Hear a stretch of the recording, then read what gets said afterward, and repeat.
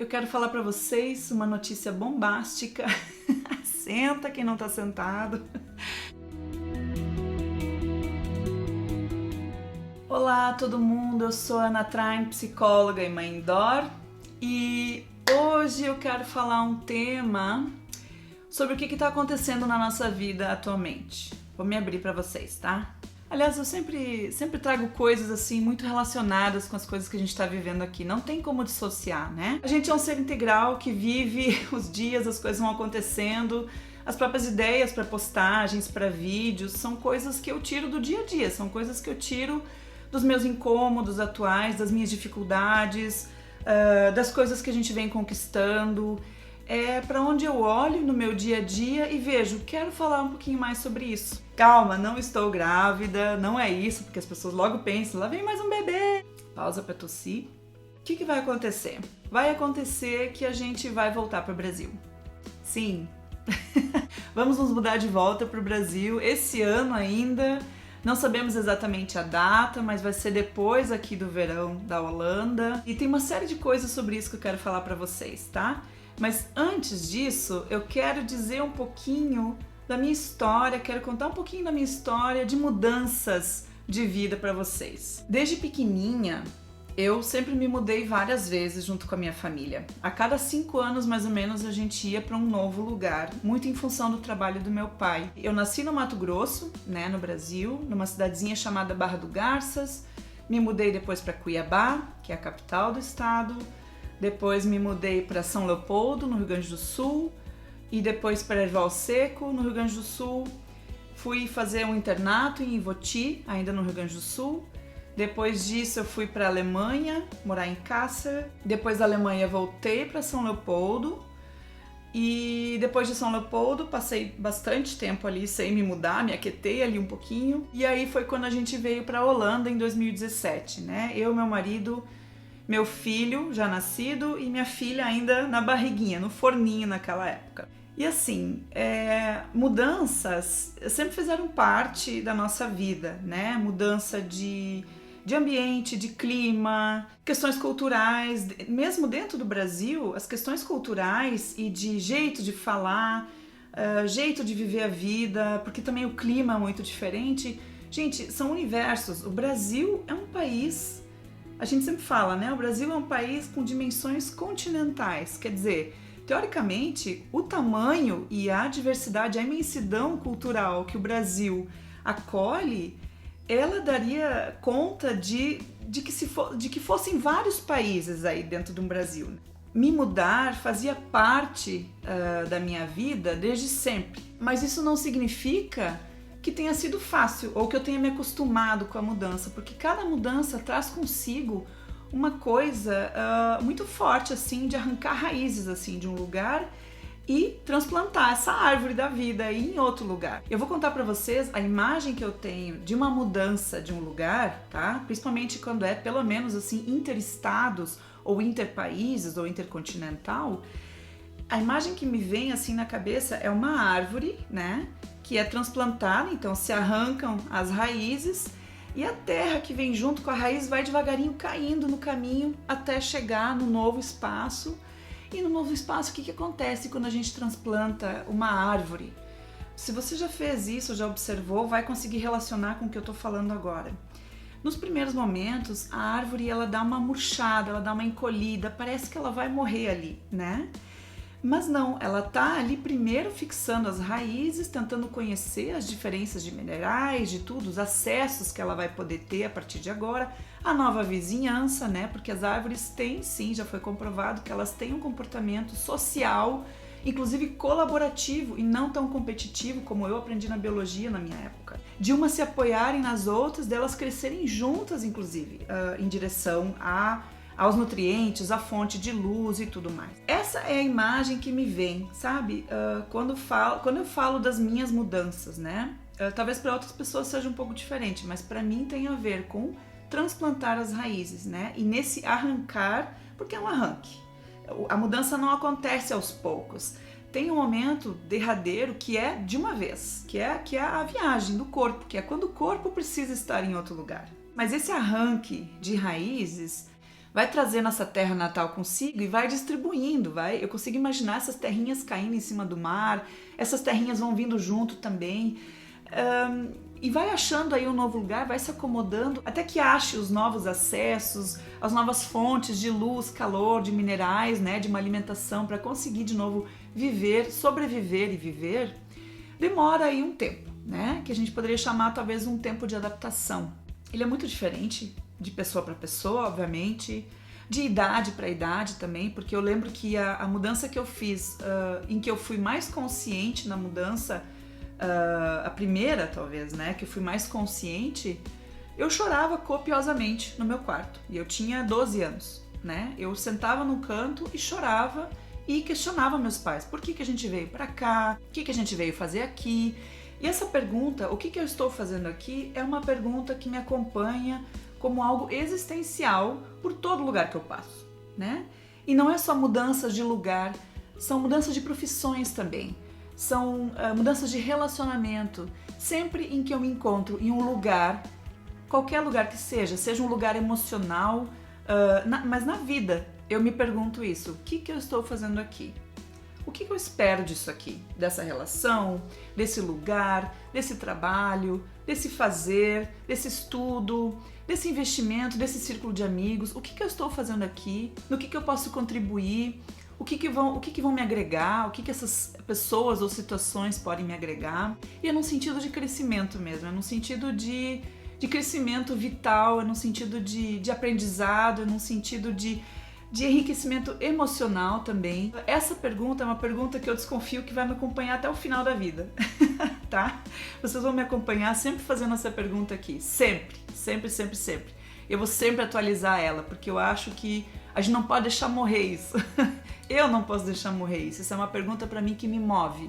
Ela me move, ela me transforma de dentro para fora, sempre olhando como é que eu estou em cada ambiente. Eu acho isso vital para mim. Dito isso, por que a gente saiu do Brasil em 2017? A gente estava bem no Brasil. A gente não tinha nada que a gente quisesse melhorar.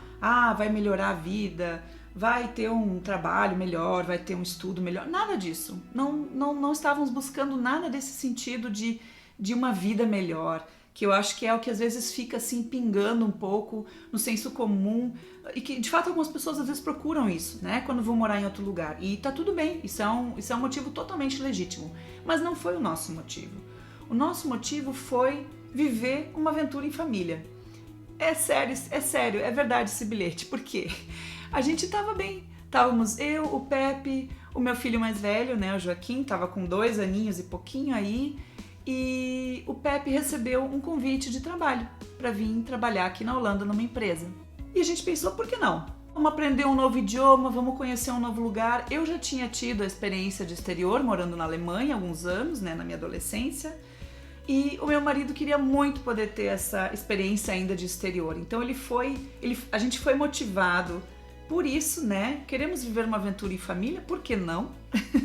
E também para vir ao encontro desse desejo que ele tinha de morar no exterior. Então, chegando aqui, claro, né, as adaptações culturais, inclusive, vou dizer para vocês, inclusive de germes, de cracas mesmo, no sentido assim do ciclo dos vírus e bactérias que acometem aqui, por exemplo, crianças pequenas, né, que as crianças pegam na creche, trazem para casa, os adultos que já têm talvez essa imunidade não pegam. A gente não teve imunidade para nada disso aqui, a gente passou por todas as cracas junto que a Emma, por exemplo, trazia da escolinha para nós. Porque a gente teve que aqui montar, e eu acho que ainda estamos no processo, depois de quase 4 anos, a gente ainda está no processo de montar a imunidade para esse ambiente aqui, para esse ambiente, vamos dizer assim, biológico, né? Também. A questão linguística, claro que aqui também teve um facilitador de que todo mundo fala inglês praticamente, né? A gente não teve problema nenhum com relação a se fazer entender. O holandês é uma língua um pouco mais difícil de se aprender, né? Ela é distante de tudo que a gente viu lá no Brasil, assim, né? E mesmo eu tendo aprendido o alemão e sabendo falar alemão fluente, não é uma língua fácil de simplesmente transpor e mudar algumas palavras. Tem coisas que são completamente diferentes, né? Então o alemão me ajudou em muitas coisas de vocábulo, né? Mas na hora de eu precisar me expressar, o bicho sempre pegou.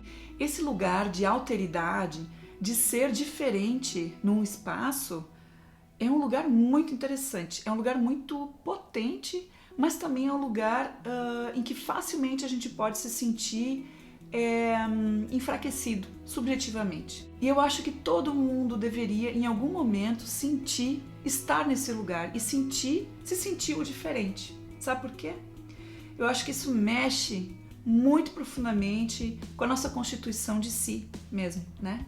De se sentir o diferente, o outro, o estranho, o estrangeiro, aquele que não é compreendido, aquele que não compreende, aquele que está buscando, está o tempo todo tentando se ajustar, tentando se adaptar.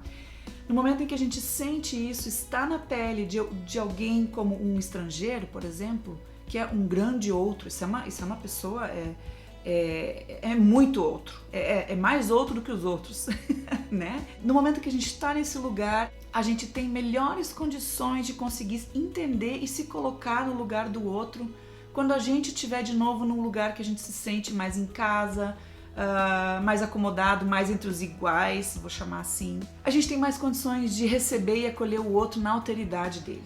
Então, eu acho que viver essa experiência de estrangeiro mexe muito com a nossa noção de empatia, de acolhimento e de recepção, de abraçar mesmo o outro como ele é. E uma experiência de ser estrangeiro pode ser muito solitária, mas ela também pode ser muito potente, né? No sentido assim de conseguir encontrar quem são essas outras pessoas, conseguir se encontrar sendo uma outra versão da gente também, né? Eu me conheci uma pessoa fazendo small talks em holandês aqui com a vizinhança. Quando que eu imaginei que eu faria isso, né? Uma coisa totalmente improvável para mim. E acontece. Se eu saio na rua, eu consigo iniciar uma conversa, consigo manter aí a maior parte dos vocábulos na língua deles. Eles sabem que eu não falo holandês no momento em que eu começo a abrir minha boca, claro, né? Mas com isso, nesse movimento de ir ao encontro das pessoas que moram aqui, eu estou mostrando uma boa vontade de encontrá-los na terra deles, na cultura deles, na língua deles. E isso costuma ser um fator de vinculação muito forte, porque as pessoas também vêm ao encontro, a maioria delas, né? Não vou dizer todas, a maioria delas vem ao encontro, percebe essa boa vontade e está apta a nos ajudar, oferece uma palavra quando nos falta, oferece uma carona quando a gente não tem carro, oferece qualquer coisa que a gente possa precisar e que vai constituindo devagarinho essa comunidade. A comunidade, no sentido de ter algo em comum, passa a ser a vontade de estar junto, apesar de todas as diferenças. E, gente, isso é uma coisa enriquecedora, assim, sem igual. Eu vou voltar para o Brasil com esse enriquecimento de comunidade totalmente diferente do que eu vivi até agora. E estando num lugar diferente do que eu estive até agora em todas as outras mudanças. É a primeira vez que eu fiz uma mudança sendo mãe e não sendo filha, né? Sendo levada junto assim pela família, e sim fazendo o movimento e levando meus filhos. Isso é uma mudança subjetiva bastante importante que eu senti. Eu até quero escrever um dia também um pouquinho mais sobre isso, assim, sobre essa troca de posição e o que eu vejo também que ela alavancou de diferente também na minha experiência pessoal. E por que a gente está voltando para o Brasil, afinal? Tem alguma coisa de errado aqui na Holanda? Aconteceu alguma coisa? Não, a gente está bem. Da mesma forma como a gente estava bem lá no Brasil e resolveu vir para cá, viver uma aventura de família aqui, a gente agora está bem e a gente quer voltar e quer estar mais perto dos nossos familiares. Essa é a principal motivação. A gente quer juntar as pontas aí da nossa família, né? A gente quer que os nossos filhos convivam mais com os nossos pais, enquanto os pais estão vivos, enquanto os pais estão bem, estão com saúde. Enquanto a gente pode fazer isso, a gente tem esse desejo e a gente não se aquietou até a gente conseguir nomear o que é isso que a gente estava sentindo meses. A gente passou meses pensando nessa decisão e em como fazer isso, se isso seria viável, se isso seria uma derrota ou não, desistir de uma vida que a gente veio viver aqui. E não é uma derrota, não tem nada a ver com isso. É realmente uma posição ativa de mudança de vida, de mudança de situação, de mudança de lugar. Vem ao encontro também do meu trabalho de clínica em português, que para mim é importante que seja na minha língua, em português, e que vai poder acontecer no Brasil, perto dos nossos familiares, com a nossa rede de apoio lá, mais próxima, né, mais palpável. E sabe o que é mais engraçado disso tudo? a gente não tá saindo desesperado daqui. Tanto que a gente tá planejando, a gente quer viver um verão aqui ainda, a gente quer ver o sol ainda até as 11 da noite, coisa que em nenhum outro lugar que a gente viveu a gente vai poder fazer isso, né? A gente quer curtir nossas amizades boas que a gente fez aqui também, a gente quer encontrar ainda algumas pessoas, quer poder abraçar, quer poder conviver com elas, quer poder andar de trem, quer poder ver as tulipas, né? Acho que é por isso que eu tô fazendo tantas filmagens também ultimamente, né? Desse lugar, que é como se eu quisesse, assim, aprender isso, assim, dentro de mim, sabe? E que é impossível, né? A gente sabe que a gente vai esquecer de muita coisa. O que a nossa memória retém de vivências, de experiências, é o teor afetivo e emocional que a gente vai ter delas, né? E eu acho que é isso que a gente tá tentando dar. Eu acho que a gente tá tentando emprestar, né, nossas últimas forças que a gente tem ainda de viver dentro de uma pandemia e longe dos familiares, a gente está tentando emprestar ainda os afetos que a gente tem disponíveis para conseguir encontrar boas vivências, porque a gente quer ter uma boa memória daqui, né? Nós e nossas crianças. Eu não sei nem o que eles vão lembrar daqui da Holanda, né? Mas com certeza essa vivência que a gente teve aqui, ela já é nossa história, ela já é parte da gente, né? E sempre vai ter essa portinha para poder revisitar, seja por foto, seja por vídeo. O vídeo, o olhar, a foto, a produção de uma imagem onde a gente se reconhece nela, tem talvez esse potencial também de conseguir se recriar e se fazer testemunhar na sua existência para outros, né? Então acho que essa é uma das funções que eu cheguei à conclusão dos vídeos que eu faço aqui, é que eu seja testemunhada enquanto vivência, enquanto pessoa, enquanto profissional da psicologia, enquanto mãe na minha experiência de maternidade, enquanto estrangeira expatriada, morando em outro lugar do que o Brasil, por exemplo. Então é isso, gente. É isso. Eu tô para contar essa novidade para vocês faz tempo e eu vinha tentando elaborar como é que eu vou contar. Vou contar com um poema, vou contar com uma música, vou falar direto, soltar, deu e pronto, né? Falar e sair correndo. E por muito tempo eu fiquei pensando também como é que eu vou justificar isso. Eu não tô prestando contas para ninguém. Não é nesse sentido, mas é no sentido de uma abertura mesmo, de poder pensar e repensar todo o nosso processo de decisão, inclusive da decisão de vir para cá. Porque aqui, na decisão de voltar, se atualizou mais do que nunca a pergunta: o que eu estou fazendo aqui? Essa pergunta, quando ela chegou forte para mim e para o meu marido junto, aí a gente conseguiu fazer essa decisão de uma maneira mais consciente, de uma maneira mais... de centralizar os eixos, assim, razão e emoção, né? Não que isso esteja tão desconectado assim, mas de conseguir fazer uma centralização dos eixos nossos, assim, enquanto parceiros também de vida. Será que a gente vai ser mais feliz no Brasil? Eu não sei.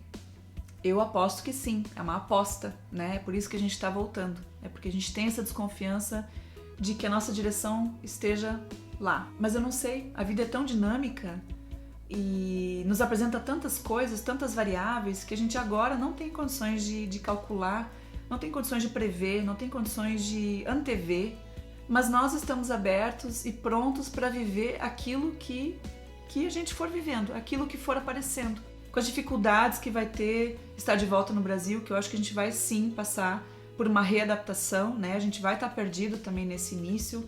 A minha arvorezinha já está trazendo agora terras também baixas, aqui das terras baixas, né? E cheias de vontade de jardinagem e de tulipas e de jardins bonitos, que é uma coisa que eu aprendi a gostar e a cultivar estando aqui na Holanda. Então, a minha terrinha, que está vindo junto agora de volta com essa minha árvore da vida transplantada, ela vai encontrar um outro lugar, ela vai encontrar um outro Brasil do que o Brasil que a gente deixou em 2017. E eu digo um outro total mesmo, assim, não é um outro só político, econômico, pandêmico, afetivo, né? Que eu vejo que tem uma diferença no desgaste emocional das pessoas que a gente acompanha mais de perto também por conta de tudo isso, dessas crises e tal. É um outro que a gente não sabe nem prever o que tudo vai ser outro nessa volta agora pro Brasil. Eu tô me sentindo de coração aberto. Eu não sei o que eu vou encontrar, quem eu vou encontrar, como eu vou encontrar essas pessoas e esse nosso Brasilzão. Fazer de uma casa o nosso lar talvez seja a primeira tarefa nossa de viventes, adultos. Qualquer casa que a gente vá, a gente precisa fazer dela o nosso canto. o nosso lar, o nosso aconchego, a nossa concha particular, de se fortalecer ali, de se sentir si mesmo ali, mesmo quando a gente se sente muito outro. Tá confuso isso.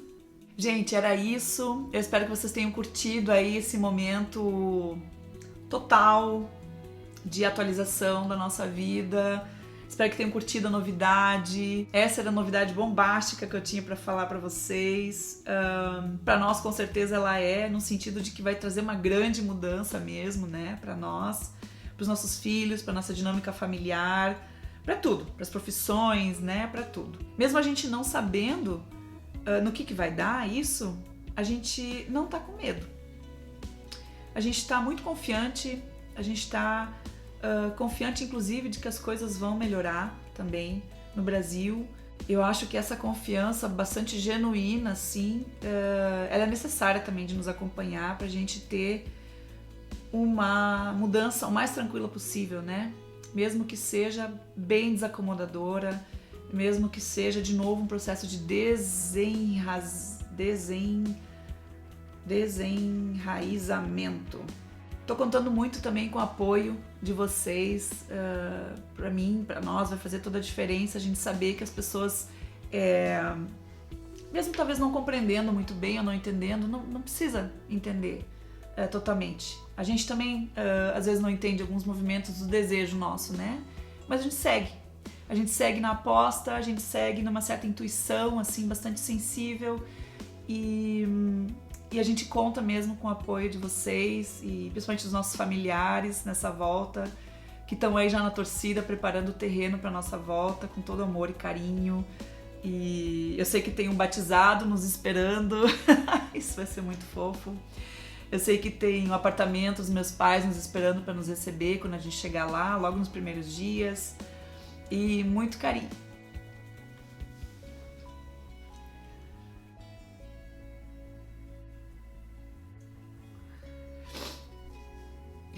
É difícil falar disso sem eu me emocionar, porque eu sou assim. Eu me emociono muito com tudo que tem a ver com mudança, com aposta, com coisas que são incertas, mas que vêm do coração. E acho que também não é à toa que o meu logo é um coração gigante. Com portas e janelas, com plantas florescendo. Quando o Virgílio fez a minha identidade visual, acho que ele captou isso muito bem, acho que ele traduziu muito bem o tipo de pessoa e de profissional que eu consigo ser. Então, um grande abraço para vocês. Espero que esse vídeo encontre vocês com saúde mental também, que faz parte da nossa saúde integral. Que a gente possa se permitir juntos viver as mudanças necessárias que a gente precisa e deseja fazer para se sentir em casa, para se sentir bem, para se sentir perto da gente mesmo, para a gente se sentir talvez na nossa melhor versão. É uma aposta e a gente precisa fazer ela o tempo todo. Um beijo para vocês e uma boa semana. Tchau, tchau.